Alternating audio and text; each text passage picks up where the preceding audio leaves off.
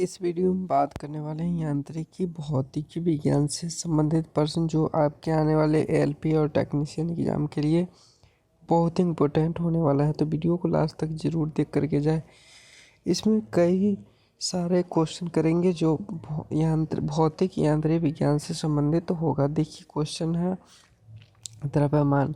द्रव्यमान क्या है? किसी वस्तु या पिंड में उपस्थित पदार्थ की मात्रा को द्रव्यमान कहा जाता है।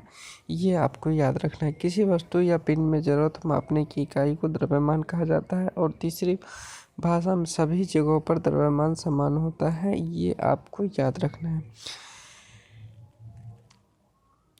भार क्या होता है? देखिए किसी पिंड पर पृथ्वी द्वारा लगाया गया आकर्षण बल गुरुत्वीय बल उस पिंड का क्या कहलाता है? भार कहलाता है। किसी पिंड पर पृथ्वी द्वारा लगाया गया आकर्षण बल गुरुत्वीय बल और उस पिंड का क्या कहलाता है? भार कहलाता है। नोट, यदि यह एक जो है सदिश राशि होता है, इसका मात्रक न्यूटन होता है। भार का जो है एक सदिश राशि है, जबकि इसका मात्रक न्यूटन होता है। यह भिन्न स्थानों पर परिवर्तनशील रहता है। जैसे ध्रुव पर सार्वधिक होता है, जबकि विषुवत रेखा पर न्यूनतम होता है। आपको याद रखना है। नेक्स्ट पॉइंट की बात की जाए तो दूरी व विस्थापन की क्या इकाई होती है? Kilometre, metre, centimetre. दूरी किलोमीटर। दूरी व विस्थापन की इकाई क्या होती है? Kilometre, metre, centimetre. दूरी एक अदिश राशि है, जबकि विस्थापन एक सदिश राशि होती है। आपको याद रखना है। नेक्स्ट, चाल एक एवं वेग प्रति इकाई समय में चली गई दूरी को क्या कहलाती है? चाल कहलाती है। प्रति इकाई समय में चली गई दूरी को चाल कहते हैं। यह एक अदिश राशि होता है। चाल जो है एक अदिश राशि है। प्रति इकाई समय में उत्पन्न विस्थापन क्या कहलाती है? वेग कहलाती है। आपको ये भी याद रखना है। यह एक सदिश राशि है। विस्थापन एक सदिश राशि है, जबकि चाल जो है एक अदिश राशि है। वेग में परिवर्तन की दर क्या कहलाती है? त्वरण। अंतिम वेग, प्रारंभिक वेग और समय अंतराल को जो है त्वरण के फॉर्मूला की बात की जाए तो अंतिम वेग माइनस प्रारंभिक वेग बट्टे समय अंतराल को त्वरण का फॉर्मूला होता है। नेक्स्ट पॉइंट की बात की जाए, त्वरण का SI मात्रक मीटर पर सेकेंड स्क्वायर होता है। ये बहुत इंपॉर्टेंट क्वेश्चन है जो कई एग्जाम में रेगुलरली पूछा जाता है। समान त्वरण, वस्तु के वेग में समान समयांतराल में समान परिवर्तन को समान त्वरण कहा जाता है। नेक्स्ट पॉइंट, धनात्मक त्वरण, वस्तु के वेग में परिमाण समय के साथ बढ़ता है, इसे धनात्मक त्वरण कहा जाता है। ऋणात्मक त्वरण, वस्तु के वेग का परिमाण समय के साथ साथ घटता है, उसे ऋणात्मक त्वरण का नाम से जाना जाता है। समय के साथ जो है कम होता है, उसे ऋणात्मक। वस्तु के वेग का परिवर्तन समय के साथ बढ़ता है तो धनात्मक।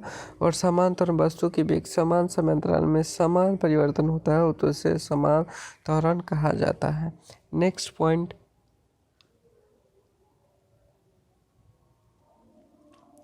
वस्तु द्वारा कार्य करने की क्षमता क्या कहलाती है? ऊर्जा कहलाती है। भौतिक में कार्य की क्या परिभाषा होती है? कार्य की माप लगाए गए बल तथा बल की दिशा में वस्तु के विस्थापन के गुणनफल के बराबर होती है। अतः कार्य बराबर बल गुने बल की दिशा में विस्थापन। मतलब कार्य का फॉर्मूला हो जाएगा बल और बल की दिशा में विस्थापन जो है सो ये किया गया कार्य का फॉर्मूला हो जाएगा। नेक्स्ट पॉइंट की बात, कार्य किन राशियों का गुणनफल? दो राशियों का गुणनफल F गुने D, बल गुने विस्थापन जो है सो कार्य का फॉर्मूला होता है। आपको याद रखना। कार्य कैसी राशि है? एक ये अदिश राशि होती है। कार्य का SI मात्रक होता है न्यूटन मीटर या जूल जो है कार्य का SI इकाई होती है। कार्य का फॉर्मूला की बात की जाए तो बल गुने विस्थापन होता है। नेक्स्ट, कार्य का व्यंजक क्या होता है? जब बल व विस्थापन कोणीय दिशा में हो तो W बराबर एफ डी कॉस थीटा होता है। थीटा 0 डिग्री हो तो कार्य अधिकतम होगा, जबकि थीटा 90 डिग्री हो तो उसका मान 0 होगा। मतलब अगर थीटा 90 डिग्री के साथ विस्थापन अगर परिवर्तन हो रहा है तो ये कार्य 0 हो जाएगा, जबकि 0 डिग्री के साथ जो है सो ये इसके द्वारा कार्य मतलब हुआ होगा। जैसे कॉस थीटा का वैल्यू अगर 0 होता है। नेक्स्ट पॉइंट, बल की दिशा में वस्तु के गतिशील होने की दिशा एक दूसरे के लंबवत 90 डिग्री हो तो कार्य क्या होगा? कोई कार्य नहीं होगा। कार्य एक अदिश राशि है, इसका क्या तात्पर्य है? कोई दिशा नहीं होती है, केवल परिणाम होती है। कार्य एक अदिश राशि, इसका क्या तात्पर्य? कोई दिशा नहीं होती, केवल परिणाम होती है कार्य का। नेक्स्ट पॉइंट, वस्तु पर किया गया कार्य किस पर निर्भर नहीं करता है?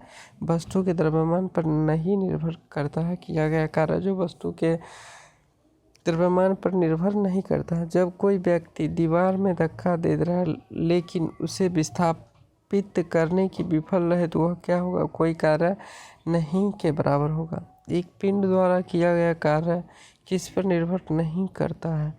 वस्तु के आरंभिक वेग पर निर्भर नहीं करता है। कार्य हुआ है ऐसा कहने के लिए कौन सी शर्त पूरी होनी चाहिए? वस्तु विस्थापित होनी चाहिए, मतलब जहाँ था वहाँ पे नहीं होना चाहिए, लाजमी सी बात है ये। अब कार्य किस पर निर्भर नहीं करता है? संवेग पर निर्भर नहीं करता है। किसी पिंड पर कार्य तभी किया जाता है जब यह यांत्रिक प्रभाव के माध्यम में ऊर्जा वृद्धि का अनुभव करता है।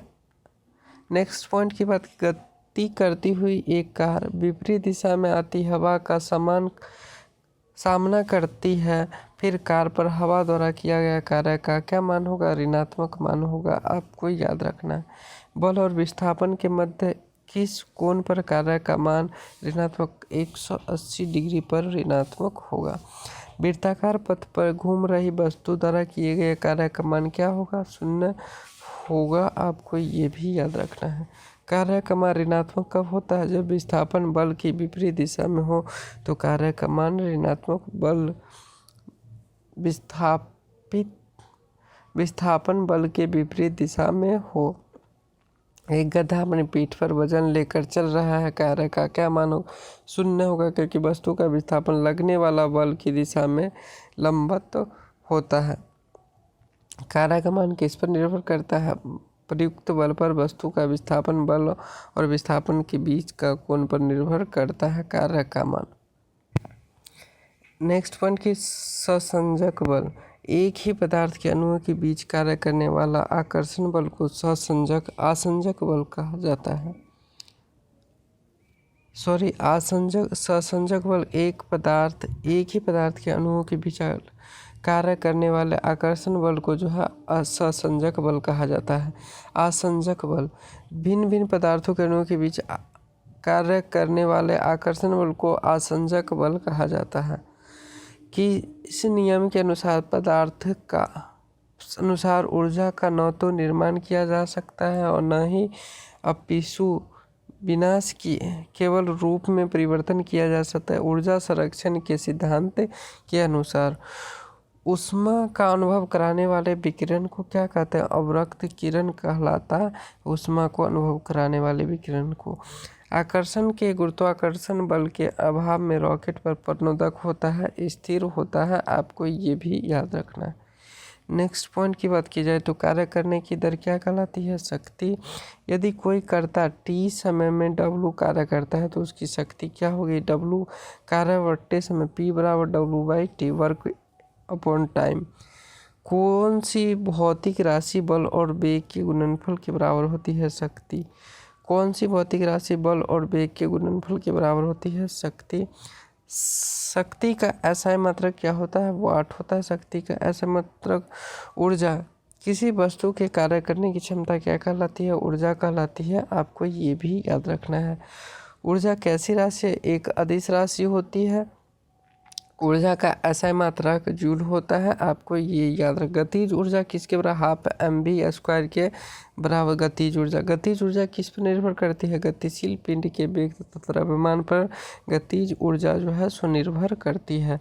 कणों की गतिज ऊर्जा किसमें सार्वधिक होती है, गैसों में सार्वधिक होती है। कणों की गतिज ऊर्जा गैसों में सार्वधिक होती है। जब एक संपीड़ित स्प्रिंग को छोड़ा जाता है तो अपनी स्थितिज ऊर्जा में किसमें बदलती है, गतिज ऊर्जा में बदल जाती है। गतिशील वस्तु में कौन सी ऊर्जा होती है, गतिज ऊर्जा होती है।